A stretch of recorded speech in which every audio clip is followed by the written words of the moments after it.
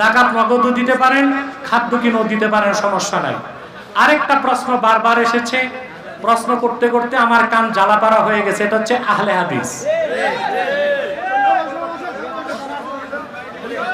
আরে ভাই বসেন না, বসেন বসেন,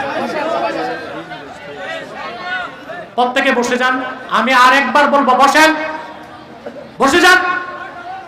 সম্মানিত শুধু আহলে হাদিস কাকে বলে? বর্তমানে দুনিয়ায় আহলে হাদিস বলতে কিছু নাই, বুঝেন নাই?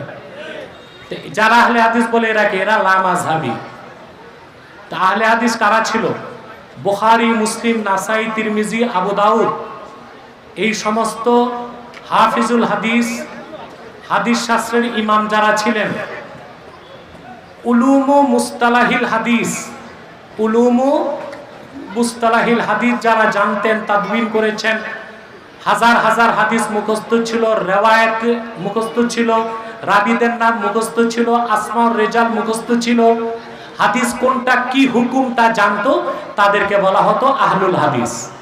ওই রকম একজন আহলুল হাদিস ছিলেন আব্দুল হক মুহাদ্দিস দেলভি, যিনি 450 বছর আগে ইন্তেকাল করছেন। এরপরে আর আহলুল হাদিস বলে পৃথিবীতে কিছু নাই। এখন যারা আছে তারা হচ্ছে লামাযহাবী। এই যে লামাযহাবী, এটা একটা ভ্রান্ত মতবাদ। প্রশ্ন হচ্ছে কেন? আহলুস সুন্নাহ ওয়াল জামাতের সাথে তাদের আকীদাগত 15টা পার্থক্য আছে। কতটা? সেটা আমার ভিন্ন আলোচনায় আছে, দেখে নেবেন। দ্বিতীয় যে তাদের সাথে আমাদের যে দ্বন্দ্বগুলো, আমলি দ্বন্দ্ব আছে না?